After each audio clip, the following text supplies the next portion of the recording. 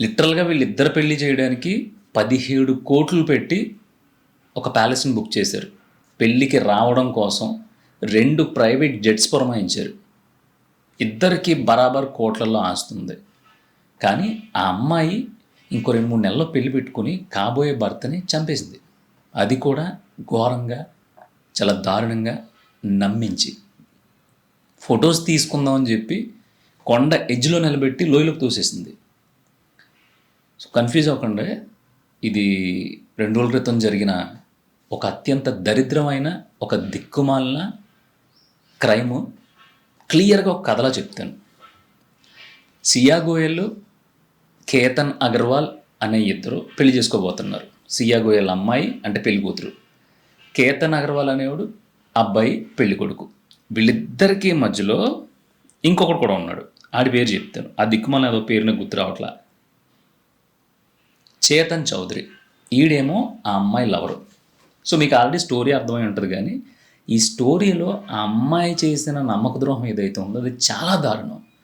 ఇప్పుడు డబ్బులు లేక చాలామంది కాపురాలు కూలిపోతూ ఉంటాయి, లేదంటే స్తోమత లేక చాలామంది ప్రేమికులు విడిపోతూ ఉంటారు. కానీ ఇక్కడ దౌర్భాగ్యం ఏంటంటే ఒక మూర్ఖత్వం వల్ల ఏమీ తెలియనుడు ఒకడు ప్రాణాలు కోల్పోయాడు. అది కూడా కోటీశ్వరుడు, ఒక కంపెనీకి ఎండి. ఆడేం ముసలోడు కాదు, మొత్తకోడు కాదు, అందవికారంగా ఏమీ లేడు. 27 సంవత్సరాలు, చాలా చాలా బాగున్నాడు. నన్ను అడిగితే దానికంటే బాగున్నాడు.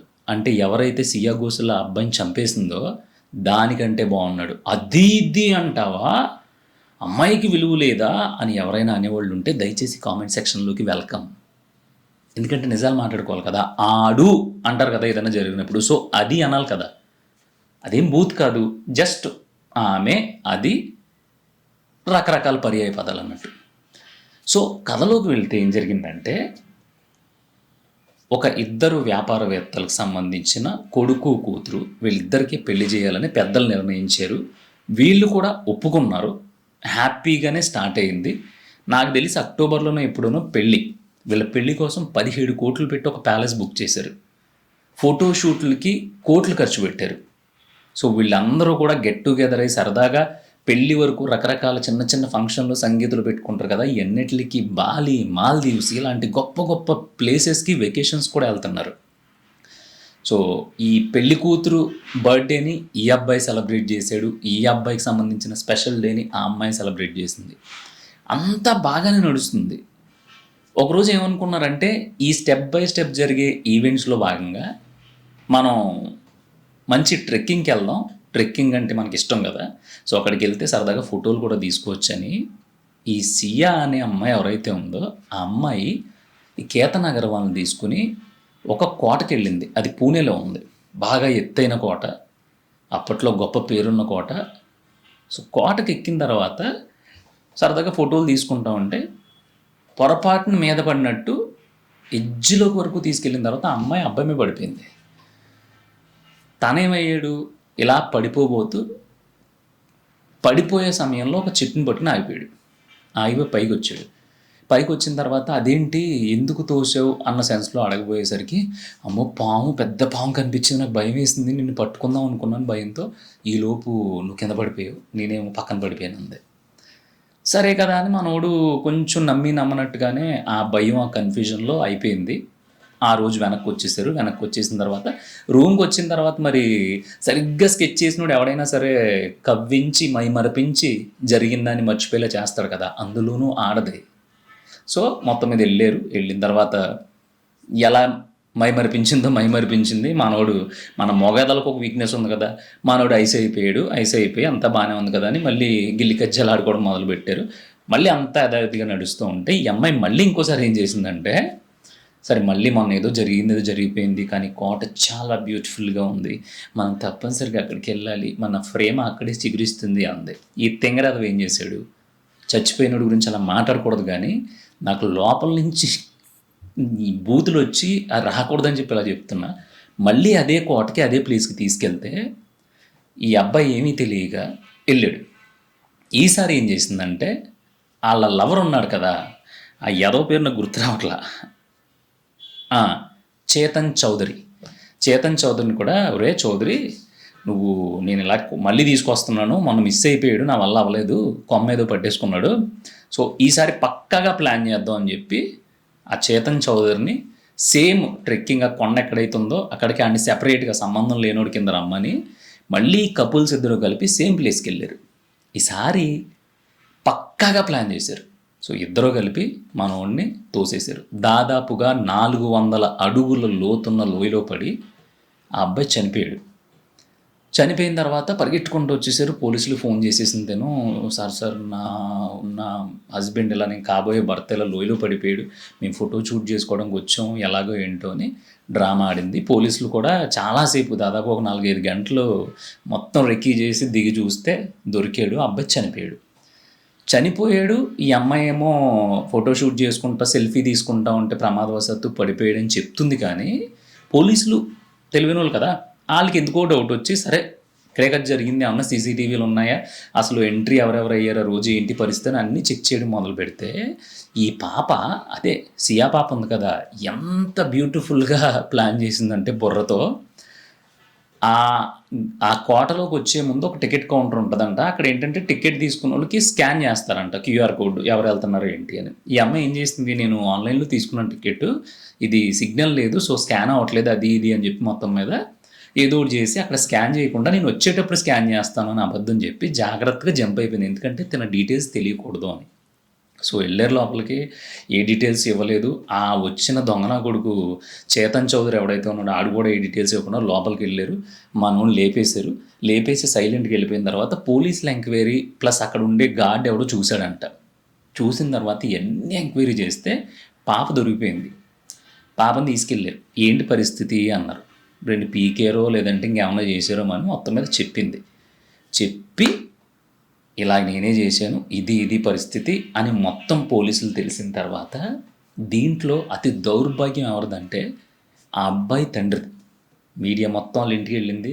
సో ఆ అబ్బాయి డెడ్ బాడీ కూడా వెళ్ళేసరికి ఆయన మొహం మీద మైక్ పెట్టి అడిగితే నిజంగా ఆయన చెప్పిన మాటలు నేను విన్నాను, చూసాను న్యూస్లో. ఆయన ఏమన్నాడంటే, మాకు ఫస్ట్ ఏదో కొంచెం వీళ్ళేంటి కొంచెం ఎక్కడో నెగిటివ్గా అనిపించింది. ఎందుకంటే వీళ్ళిద్దరూ కొన్ని రోజుల ముందు ఎక్కడికో బాలి ఎక్కడికి వెళ్ళాల్సి ఉందంట.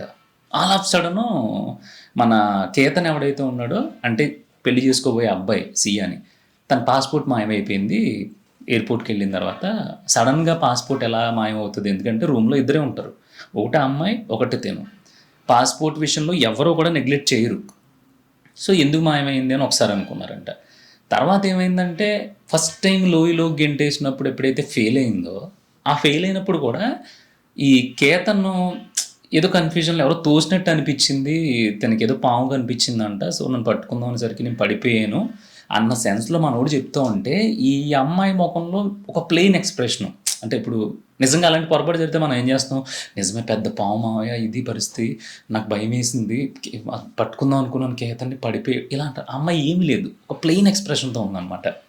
ఉండేసరికి వీళ్ళందరూ షాక్ అయ్యారంట, ఈ అమ్మాయి కొంచెం ఎక్స్ప్రెసివ్ కాదేమో, ఇంట్రోవర్ట్ కైండ్ ఆఫ్ ఏమో అనుకుని సరిపెట్టుకున్నారు. అవన్నీ తలుచుకుని ఆయన బాధపడుతున్నాడు. ఆ రోజు నాకు అనుమానం వచ్చి ఉంటే నేనే ఆపేసేవాడిని. 27 ఏళ్ళ కొడుకు చచ్చిపోయాడు, ఇప్పుడు నేను ఎవరిని ఏమనగలను, ఎవరిని ఏం చేయగలను.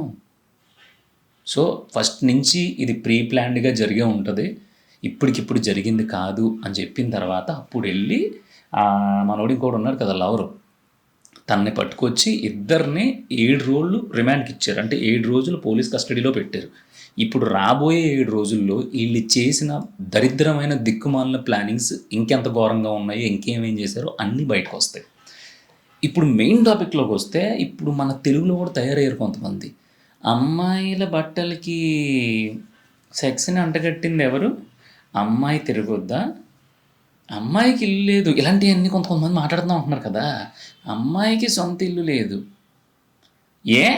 వచ్చింతసేపు అయింది మంచినీళ్ళు తేవాలని తెలీదా అని ఎందుకు అడుగుతావు నువ్వు? బయట నుంచి వచ్చి ఇంట్లో తను కష్టపడుతుంది, బయట నువ్వు కష్టపడుతున్నావు, నీ మంచినీళ్ళు నువ్వు ముంచుకో, బింది నీది, గ్లాసు మీ ఇద్దరిది, మంచినీళ్ళు ఏమో వాటర్ ప్లాంటోడి, నువ్వు ముంచుకోలేవా అని ఈ కబుర్లు చెప్పేవాళ్ళు అందరూ. ఓకే నువ్వు చెప్తున్నావు, నువ్వేదో పెద్ద ఫెమినిస్ట్ అది ఇది అంటున్నావు, కానీ ఇలాంటి గొడవలు జరిగినప్పుడు పాపం ఎవరో మాట్లాడరు ఎందుకు?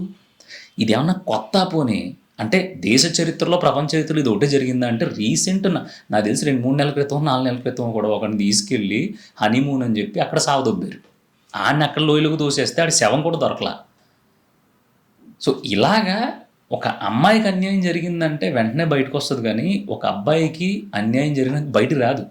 ఇలా చచ్చిపోతేనో, లేదంటే ఏ ఆస్తి తగాదాలు వచ్చి ఆస్తి పట్టుకుని ఎవరితోనో లేచిపోతేనో, లేదంటే అది అక్రమ సంబంధం పెట్టుకుంటేనే ఇంకోటో తప్ప రావు. ఎందుకంటే మగవాడికి ఒక దిక్కుమాలిన ఒక వీక్నెస్ ఉంది. ఏంటంటే నేను మగవాడిని కదా, బయట చెప్పుకుంటే పరుగు పోద్దేమో అనుకుని ఈ రోజుకి కొంపల్లో ఏం జరిగినా సరే కింద పైన మూసుకుని కాపరాలు చేస్తున్న మగోళ్ళు కూడా ఉన్నారు. పాపం ఈ బీరకాయలకి, వంకాయలకి ఇవన్నీ తెలియక ఆడవాళ్ళని తొక్కేస్తున్నారు. ఎవరిని తొక్కేయరు. ప్రతి గొడవకి, ప్రతి ఫ్యామిలీలో గొడవకి, ప్రతి ఫ్యామిలీలో సెన్సిబుల్ థియరీకి ఒక రీజన్ ఉంటుంది. అది ఎక్కడి నుంచి మొదలవుతుంది, ఎలా మొదలవుతుంది అనేది ఎవరికీ తెలియదు. మీ అమ్మ నాన్నలో, మా అమ్మ నాన్నలో అందరూ అలా కొట్టుకుని, తిట్టుకుని, ఈగోస్ చూపించుకుని, ఒకళ్ళనొకళ్ళు డామినేట్ చేసుకుని బతికిన వాళ్ళే. అలా బతకం, మీకు మీరు బతుకుతాం, మాకు మేము బతకండి అంటే బతకండి, ఎవరు వద్దన్నారు? ఒక ఏజ్ వచ్చిన తర్వాత, ఒక వయసు వచ్చిన తర్వాత అన్నీ తెలుస్తాయి. సో నేను ఎందుకు ఇంత డీప్గా చెప్తున్నానంటే, ఇప్పుడు డబ్బు లేకపోవడం వల్ల చాలా కాపురాలు కూలిపోతాయి. డబ్బు లేకపోవడం వల్ల రిలేషన్షిప్స్ పోతాయి. డబ్బు లేకపోవడం వల్ల ఒక మనిషికి స్వేచ్ఛ పోతుంది. కానీ వీళ్ళ విషయంలో అన్నీ ఉన్నాయి. ఈ సియా అనే అమ్మాయికి కోట్లాస్తుంది, మనోడికి ఆ అమ్మాయిని పెళ్లి చేసుకుని, అంటే ఎవడైతే చచ్చిపోయాడో ఆ అబ్బాయికి కూడా కోట్లాస్తుంది. వాళ్ళు కేవలం వీళ్ళిద్దరు పెళ్లి కోసం 2 కుటుంబాలు కలిసి 17 కోట్లు పెట్టి పెళ్లి మండపానికి ప్యాలెస్ బుక్ చేశారంటే వాళ్ళు రేంజ్ ఏంటి? మరి నీకేం రోగం? పోనీ ఆడు ఏమన్నా చేతకానోడా అంటే, ఒక కంపెనీలో ఆడు ఎండియో మెంబరో, అది సొంత కంపెనీ, అది 27 సంవత్సరాలు బాగున్నాడు, డీసెంట్గా ఉన్నాడు. నాకు చెప్తున్నాం కదా, దాని మీద ఆడే బాగున్నాడు. సో ఇన్ని రోజులు మరి నువ్వు నిశ్చితార్థాలు పెట్టేసుకుని, ప్యాలెస్లు బుక్ చేసేసుకుని, చార్టెడ్ ఫ్లైట్స్ బుక్ చేసేసుకుని, ఫోటోషూట్లు పెట్టేసుకుని, బర్త్డే గిఫ్ట్లు ఇచ్చేసుకుని, ఇవన్నీ జరుగుతున్నప్పుడు సైలెంట్గా ఉండి లోపల అంత ఫిక్స్ చేసేసుకుని, అంత కుట్ర, అంత విషం నింపేసుకుని ఆడదాను కదా. సో నీకు చాలా ఎక్కువ దాన్ని ఏమంటారు, ఓపిక ఉంటుంది కదా. ఆ ఓపికని అంతా కూడా పక్కన పెట్టేసి, ఆ ఓపికని దేనికైతే వాడకూడదో దానికి వాడేవు, దేన్ని చంపడానికి. తీసుకెళ్ళి లేపేశారు కదా. అదేదో ఆడితో వెళ్ళిపోవచ్చు కదా, ప్రేమించినోడితో. స్వేచ్ఛ ఉంది కదా అమ్మాయిలకి. చాలామంది మా వాళ్ళు చెప్తున్నారు, అమ్మాయికి స్వేచ్ఛ లేదా, అమ్మాయికి ఇల్లు లేదా, అమ్మాయికి పొలం లేదా, అమ్మాయికి పొలం ఇవ్వకూడదు, ఇవన్నీ చెప్తున్నారు కదా. వెళ్ళిపో, హ్యాపీగా వెళ్ళిపోవాల్సింది కదా. వెళ్ళిపోయి నీకు ఎలాగ కోట్లు వస్తుంది, నీ బ్యాంక్ బ్యాలెన్స్ మినిమం ఒక 50 లక్షలు దరిద్రంగా లెక్కేస్తే 1 కోటి ఉంటుంది. ఆ 1 కోటి పట్టుకుని వెళ్ళిపోయి, ఆడెవడో ఉన్నాడు కదా లవరో, ఆడితే ఎక్కడికన్నా పారిపోతే తర్వాత మీ ఫ్యామిలీ కొట్టుకుంటారో, కలుస్తారో, అడిగిచ్చి నిన్ను పెళ్లి చేస్తారు, లేదంటే మీ ఫ్యామిలీ ఆడిని లేపేస్తారో, మీరు కొట్టుకునేవాళ్ళు. కానీ ఏమీ తెలియని ఒకరిని తీసుకెళ్ళి లోయలకు దోహేస్తారా? ఎంతమంది మాట్లాడతారు దీని గురించి? ఎవడు మాట్లాడు. ఎందుకంటే ఇదే సిచ్యువేషన్ రివర్స్లో. ఒక అబ్బాయికి ఇల్లీగల్ అఫైర్ ఉంది. ఇల్లీగల్ అఫైర్ మీన్స్ వేరే అమ్మాయిని లవ్ చేశాడా, లేదంటే పెళ్ళైన ఆవిడని లవ్ చేశాడా, ఏదో పక్కన పెట్టేస్తే ఇంట్లో భయపడి పెళ్ళి ఒప్పుకున్నాడు. అమ్మాయిని స్పాట్కి తీసుకెళ్ళి సేమ్ వేలో తోసేసి పడిపోయింది నా కాబోయే పెళ్ళం అన్నాడు. పోలీసులు తీసుకెళ్ళి కుక్కను కొట్టినట్టు కొట్టారు, నిజం చెప్పాడు. కట్ చేస్తే ఈరోజు దేశం అంతా ఏం చెప్పుకునేది? ఈ సో కాల్డ్ ఫెమినిస్టులు, ఈ సో కాల్డ్ అమ్మాయిలు తొక్కేస్తున్నారు మీరు అనేవాళ్ళందరూ అసలు బట్టలు చింపేసుకునే వాళ్ళు లిటరల్గా. చూశారు కదా. మరో ఘోరం, మరో కామాంధుడి చేతిలో, లేదంటే మరో మోసగాడి చేతిలో, మరో క్రూరుడి చేతులు, మరో మృగం చేతులు, మరో డైనోసారు, గాడ్జిల్లా, కోడిపెట్ట, కుక్క, నక్క, మేక, పంది, పిల్లి, ఎలక, అన్ని పేర్లు పెట్టేద్దడికి. మరి ఇప్పుడు దానికి ఏ పేరు పెట్టాలా? నీ చేతిలో డబ్బు ఉంది, నీకు మంచి సర్కిల్ ఉంది, నీకు వెళ్ళిపోగలిగే ఆప్షన్ ఉంది. కానీ ఒకడిని తీసుకెళ్ళి చంపేశారు. దీని గురించి మాట్లాడాలి. అమ్మాయికి సొంత ఇల్లు లేకపోవడం గురించి తర్వాత మాట్లాడుకోదాం. ఇల్లు లేకపోతే చెట్టు కిందన్నా బతకొచ్చు. ప్రాణం లేకపోతే, అసలు మనిషినే లేకుండా చేసేస్తే, అంటే 10 అమ్మాయిలు జరిగితే 2 అబ్బాయిలు జరుగుతున్నాయి. ఈ క్యాలిక్యులేషన్స్ వద్దు. మీరే అంటారు కదా, ప్రాణం ఎవరిదైనా ప్రాణమే, స్వేచ్ఛ ఎవరిదైనా స్వేచ్ఛే. సో మరి అన్ని సమానంగా చూడాలి, అన్ని సమానంగా పంచాలి, అన్ని దాంట్లో సమానత్వం ఉండాలన్నప్పుడు దీంట్లో కూడా ఉండాలి సమానత్వం. కెమెరా పెట్టి మీరు ఆల్ లేడీసే కాబట్టి పచ్చి బూతులు తిట్టొచ్చు. ఎందుకంటే లేడీస్‌ని తిట్టి గొడవ అవ్వదు. మీరు చూసారా గొడవలు జరుగుతున్నప్పుడు లేడీస్‌ని ముందు పెడతారు. ఎందుకంటే లేడీస్ ఏం తిట్టినా చెల్లుతది కాబట్టి. కాబట్టి మీరు లేడీసే కాబట్టి, మీరు ఫెమినిస్ట్‌లే కాబట్టి, మీరు మైకులు పెట్టి తిడితే అసలు ఒకవేళ ఇలాంటి థాట్ ప్రాసెస్‌లో ఉన్నోళ్ళు కూడా అల్లిపోవాలి. అలా తిట్టాలి. కానీ మీరు చెయ్యరు. మరి ఈ వ్యాధి ఎందుకొస్తదో, ఒకళ్ళనొకలాగా ఎందుకు చూస్తారో నాకైతే అర్థం కాదు. సో, ఫైనల్ కొటేషన్ ఏంటంటే, దయచేసి మన సబ్స్క్రైబర్స్‌లో గాని, మనకు తెలిసున్నోళ్ళు గాని, ఈ వీడియో చూస్తున్నోళ్ళు గాని, లవ్ అఫైర్స్ గాని, లేదంటే రిలేషన్‌షిప్స్ గాని ఏమున్నా సరే, ఎవరిని సావదొబ్బకండి. మీకు ఒకవేళ అక్కడ నచ్చలేదు, ఎళ్ళిపోయి బ్రతకగలిగే అంత స్వేచ్ఛ కావాలంటే ఎళ్ళిపోండి. లేదంటే హ్యాపీగా ఉంటూ, మీకేం కావాలో అది చేసుకుంటూ, మీ కుటుంబాలతో కలిపి హ్యాపీగా ఉండండి. ఒకడిని చంపడం అనేది అసలు ఇమాజినేషన్‌లో కూడా సర్లే ఇది ఎంత చెప్పుకున్నా అంతే.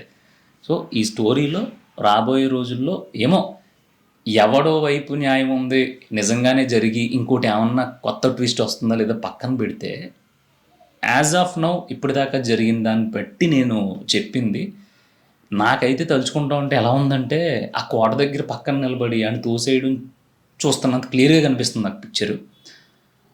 సో, మరి దీన్ని ఏమనాలి? మీరే కామెంట్ చేయండి.